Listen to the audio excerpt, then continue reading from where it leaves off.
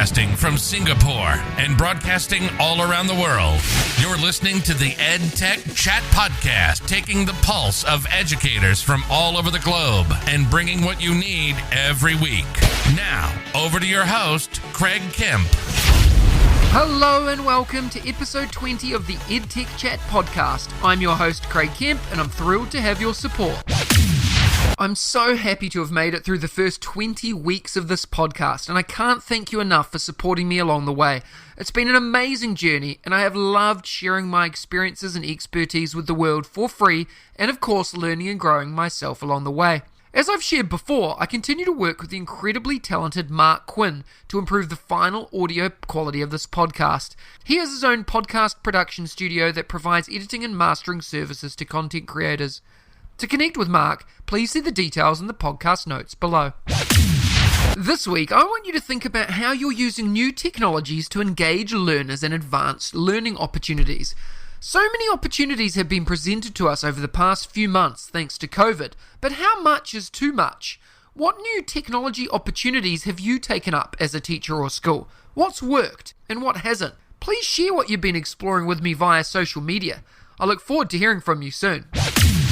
A tool that has positively impacted the authentic and purposeful use of technology into classrooms and meeting rooms that I have worked in is Hologo. Hologo is the new era of education that has blown my mind. It is a constantly growing library of 3D and augmented reality-based educational experiences. All the experiences come with high levels of engagement and interactivity. The flagship app is used in over 130 countries by thousands of schools to engage their learners in unique learning experiences. Teachers who have successfully implemented Hologo-based experiences during one academic year have seen an 87% improvement in examination results of their students. One of the things I love about Hologo is their attention to detail and focus on the learner. The content is created by teachers for teachers with a strong focus on student voice. One of the most exciting things about Hologo is their willingness to co-create with innovative teachers and schools from all over the world. This means that Hologo is willing to work closely with the school to make subject-specific content to suit their needs. As they're at the early stages of their release, they have offers that make the application extremely cheap, with free options also available. I highly recommend you take a look at Hologo by visiting hologo.world. The link is in the description below. And if you're interested in those co-creation opportunities I mentioned before, and to meet the founders, please don't hesitate to contact me, and I'd be more than happy to connect you. Last week, we talked about EdTech tools for high school learners. Do make sure you go back, take a listen, and have a think about the way you incorporate technology with your senior learners. This week, I wanted to give you some advice about how to partner and try new things when working with EdTech companies. Over the past 5 years as an EdTech director in schools, I've been approached by so many companies wanting to sell their product, and very few who actually want to help solve problems with their solution. Too many EdTech companies invest in salespeople and not educators. Now, in my role as a consultant, I have the unique position to support EdTech companies with their messaging, strategy, and how to access the market in the right way using my unique first-hand experiences. Some companies get it right, but a lot don't. Things are changing, but as educators, we hold the power. As a teacher or school leader, when being introduced to a new EdTech company, my best advice is to look into these 3 things that, to me, shows the company truly cares about solving your problem and not just about making a sale. Number 1, they want to listen to you tell them about your problems, and they can actively tell you how their solution can help you. They listen to your context and ask questions about you. Companies who ask questions show me that they are there to listen, learn, and grow with you and support you every step of the way. Number 2, they don't just hire salespeople, but have an emphasis on hiring educators to help train you, guide you, and create content for you and alongside you. Number 3, they're interested in personalizing and co-creating content to suit your needs. They listen, but not just listen, they actually take action and show you your voice is being heard. If you are looking for EdTech companies to work with, or just want to know my favorite tools and the favorites from everyone I get the opportunity to speak to on this podcast, Go back and listen to previous episodes. You'll have a plethora of tools to choose from that may help solve your needs. If you have a specific problem or idea that needs solving, or are looking for a tool to do a certain job, don't hesitate to reach out and I'd be happy to share my ideas and even connect you to some of the companies that I love. I look forward to hearing from you soon. Every week, I bring you a short interview with some of my edu heroes, an engaging learning experience with someone who makes a difference in education every day, with a particular focus or angle towards educational technology. This week, I had the pleasure of chatting with Kristen Ziemke and Mark Enser. Let's have a listen to the chats. Today, I have the honour of speaking with Kristen Ziemke. Kristin has been a long-time connection of mine on Twitter and constantly provides nuggets of wisdom and inspiration in my feed. Kristin is a teacher, innovator, and author of Read the World. She's an Apple Distinguished Educator and is based in Chicago, USA. Her Read the World initiative has inspired thousands of educators and students globally to rethink literacy for empathy and action in a digital age. Kristin, it's a pleasure to have you on the show today. Are you ready to talk about education and technology integration? Absolutely. Thanks for having me, Craig. Totally. Why don't you start by telling us a little bit about your current role and what inspires you to do what you do? Sure. So I work as a lead teacher and learning innovation specialist for the Big Shoulders Fund in Chicago. And we are a network of schools that supports over 80 schools in both academic support, teacher development, innovative initiatives. And the majority of the work I do is with pre-K through 8th grade schools, but I also am lucky enough to get to work with some secondary schools. So for me, it's fascinating to see what high quality teaching and learning looks like in the younger years, and then where that can go if we continue it into the secondary and high school years.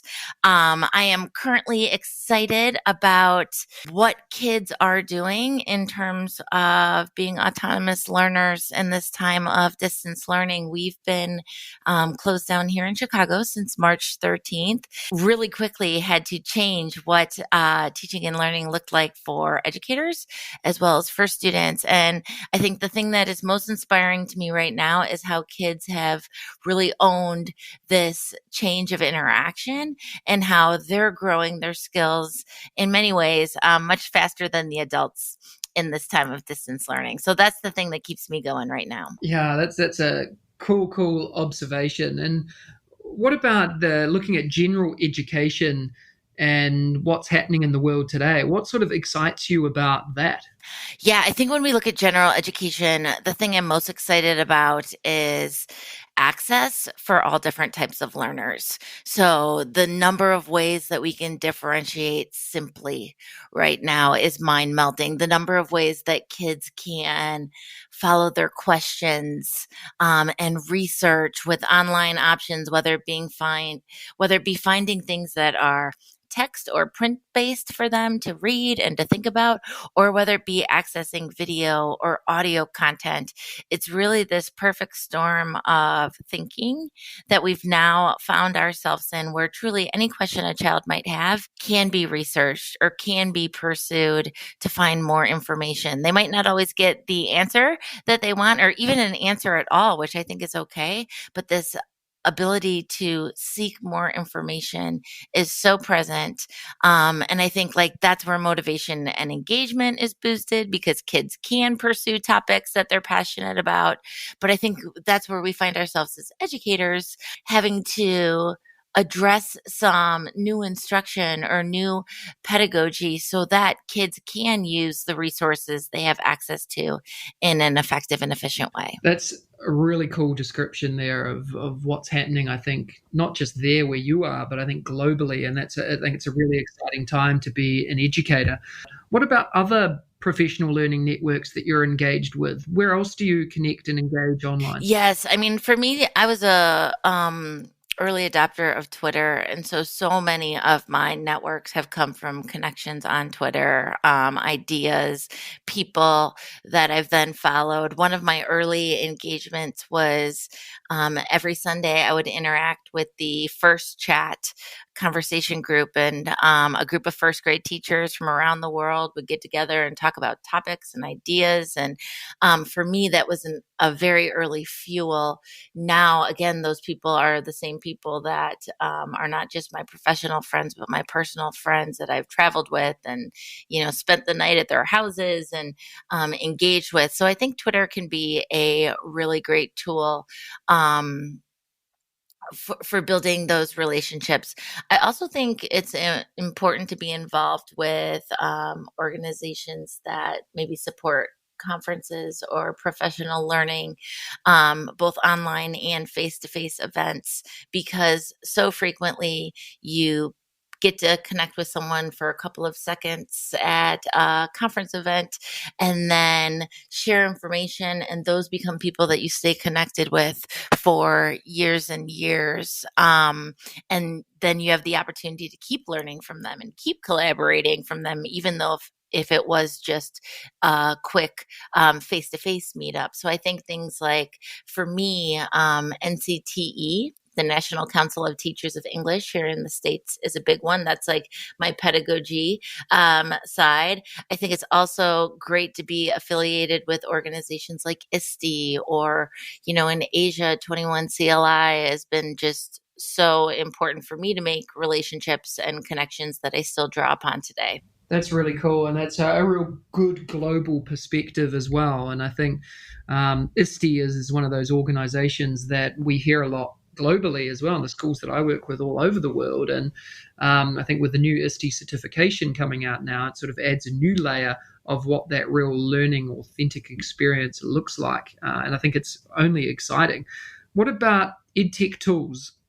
What do you currently love using in your classroom or day-to-day work? I'm a big fan of keeping just a couple tools in the classroom and then using them in a variety of different ways so that students know the tools really well, but then can think about how to use them in combination and conjunction. So, in the elementary classroom, Seesaw has been a huge piece for us because you can make a sketch, you can make an infographic, you can take a photo of something, and then partner that with a tool like Apple Clips. Now you can take those infographics, those drawings, drop them into clips, add some video, put audio in there as well. And now students have a really great product that tells a story in a variety of different modalities.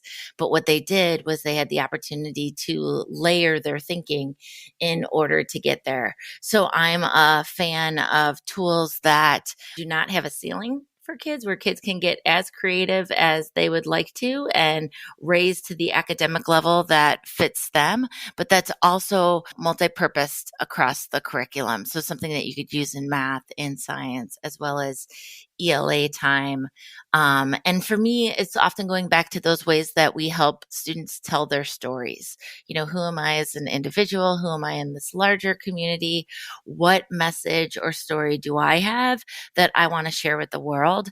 And then giving them platforms where they actually can share with the world. I'm a big fan of blogging in the early years. I'm a big fan of social media in elementary school, because I think the empowerment that goes along with seeing your work published and living in the real world is something that changes how kids view school, as well as how they view themselves and their capabilities. Yeah, and I think that whole learning process is critical, isn't it, from beginning to end? And that's the same for us as educators.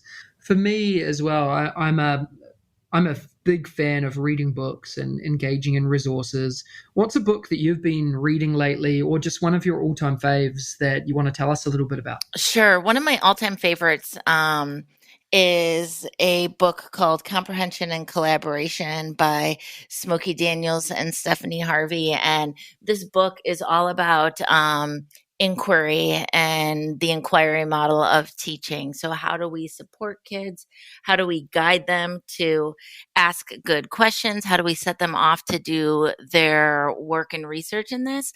And then how do we also structure for this collaboration piece? Because we know moving forward, students are going to have to work in collaborative groups and be good teammates, and learn how to work not just with small groupings in a business setting, but like you and I are seeing today, globally, right? And like really thinking about what that might look like and sort of laying the foundation for that.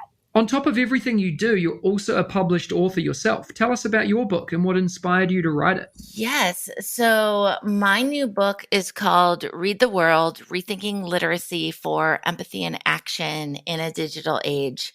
And this book came out of a lot of the work that my writing partner, Katie Mutaris, and I were seeing in schools around the globe, and really looking at, okay, what are we doing with technology? And we felt like, for a long time, EdTech was about tools, or, EdTech was about doing something that was the next best thing. Okay, we've got these great movie tools. What's the next best movie tool? And it got to a point where we felt a lot about product and not about people.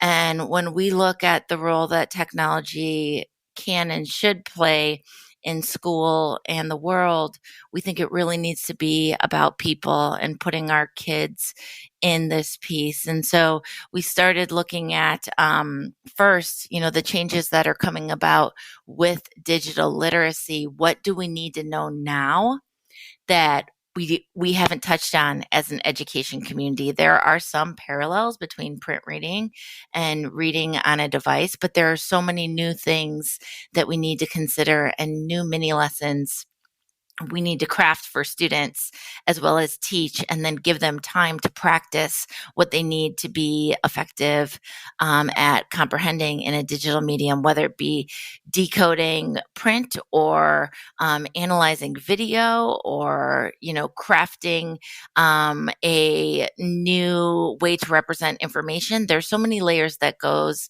into that, but we also felt like we were missing the boat in many ways with technology, that like these devices could be empathy machines if we position them to be so. That like no time have we ever been able to access so many other people's stories. At no time have we been able to analyze from multiple viewpoints. And if we could teach kids how to hear the stories of others, we first start by like inviting kids to tell. And we talked a little bit about that already in the podcast, but then really taking the time and the practice it needs to be a close listener of someone else's story.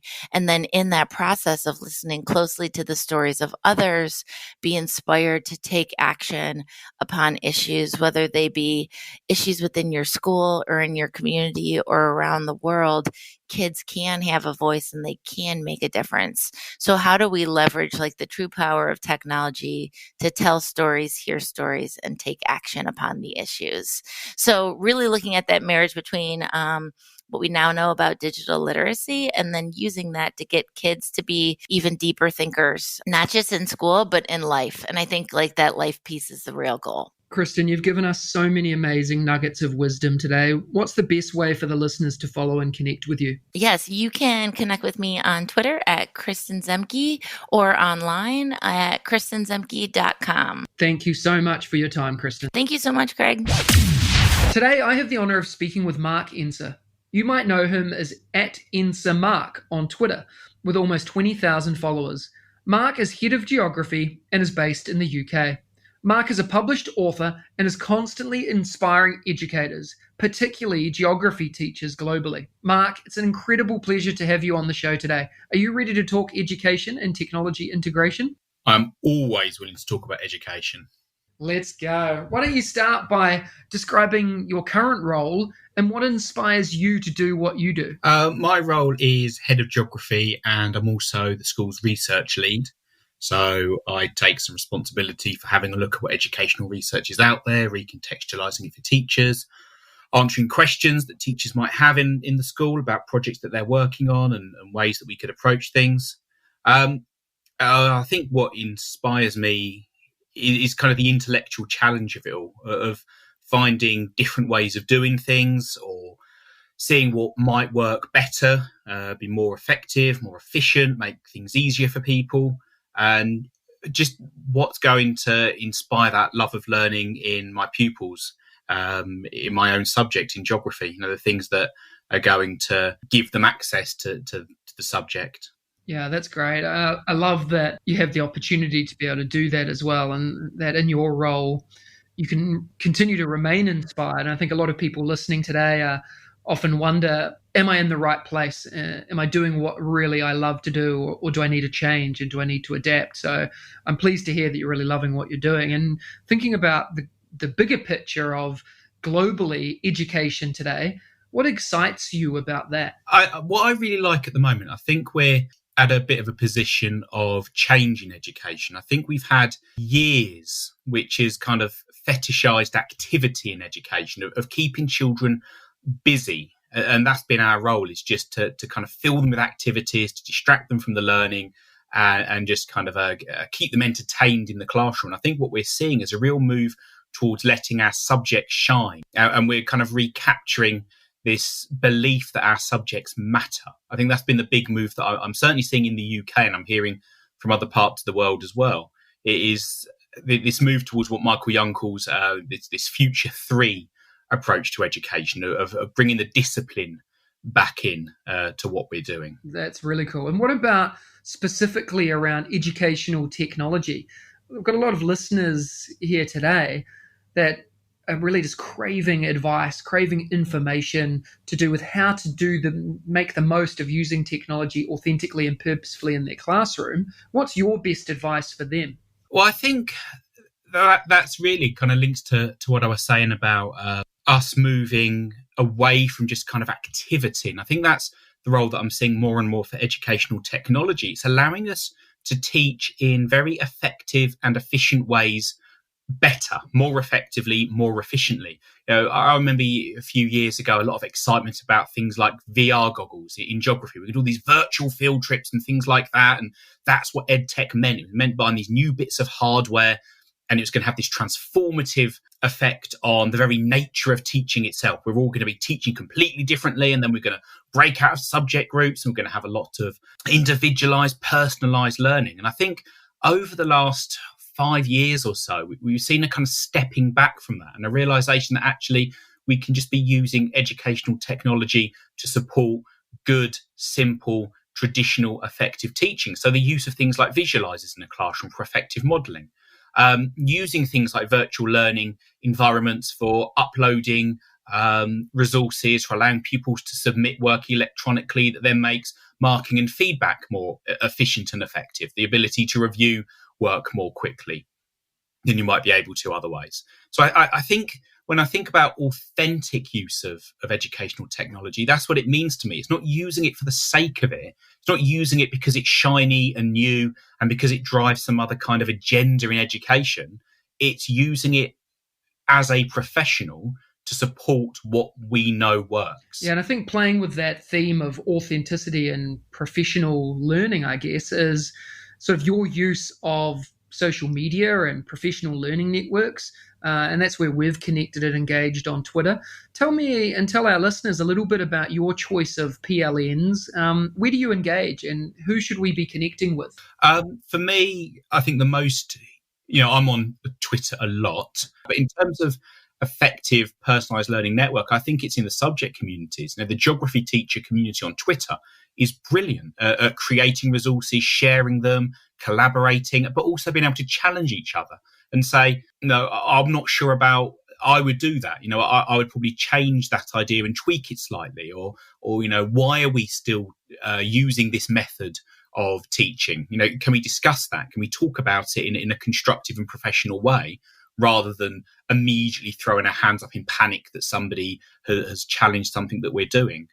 So I certainly see the subject communities as being very, very powerful through social media. Yeah, I'm pleased you pointed that out, because I think a lot of people get scared away from using social media because they see non-educators using it in a very different way. And my experience with Twitter and other social medias when it comes to educators is that it's been the best place for me. It's been the place where I have learned the most. It's where I go to for advice. It's where I go to connect and engage. I learn more there than I learn anywhere else.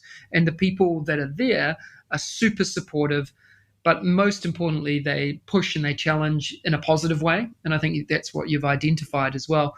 So thinking about sort of EdTech now and what you use in your day-to-day life as a classroom, as a teacher, but also in administration and doing what you do day to day, what are one or two EdTech tools that you love using?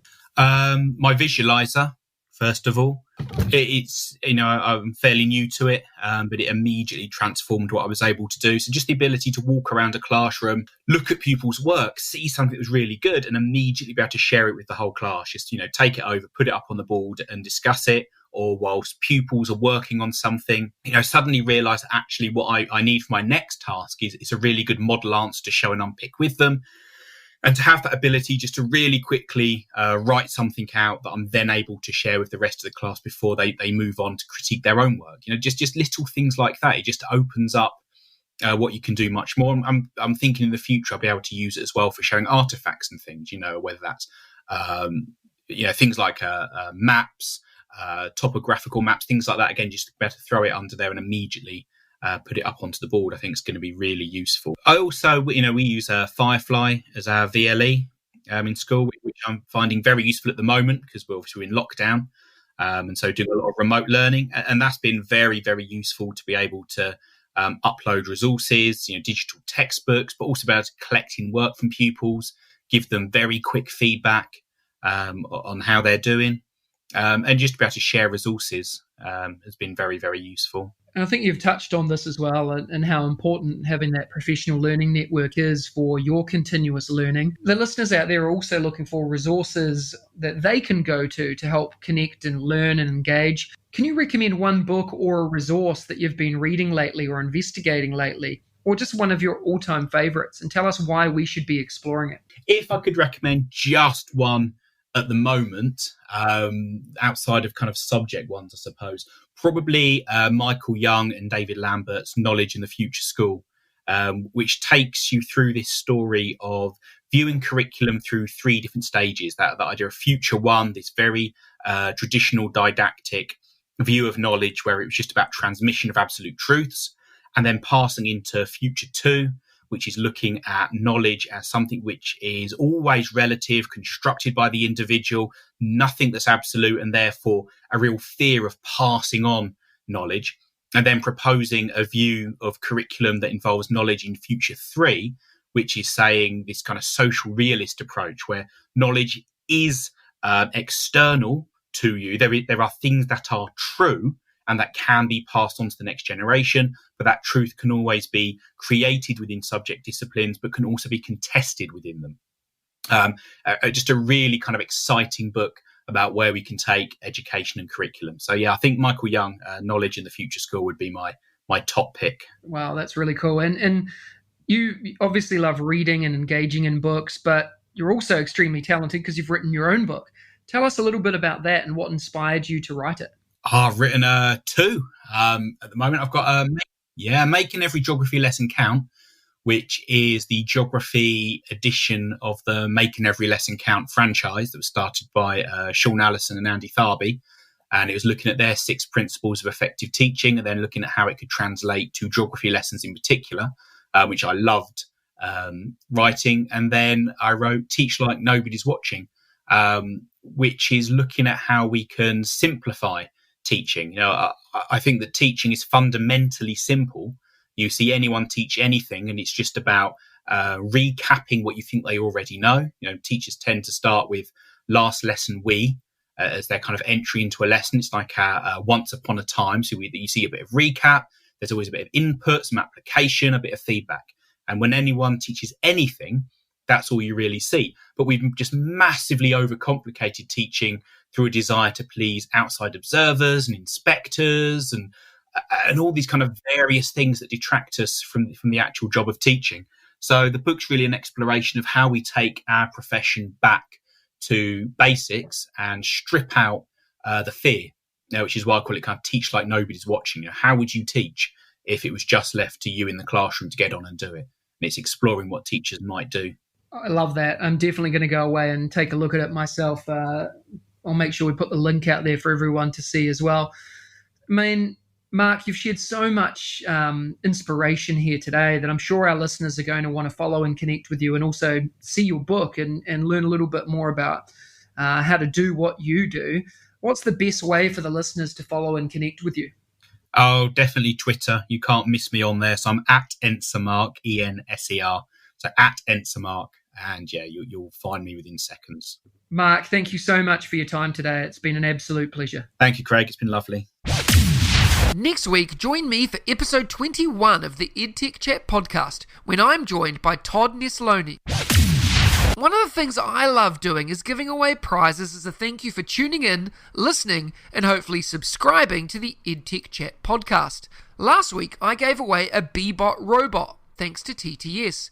To win, you needed to complete the form at bit.ly/edtechwin. The winner has already been contacted directly by me, and it is Brad Cates. Congratulations, Brad. This week, I'm giving away 2 copies of Kristen Ziemke's book, Read the World. To win the book, you need to go to bit.ly/edtechwin and complete the simple form. It'll take you less than a minute to do. The link is in the description below. Competition closes on Wednesday the 23rd of September, and the winner will be contacted directly by me and announced on next Friday's podcast episode. Good luck.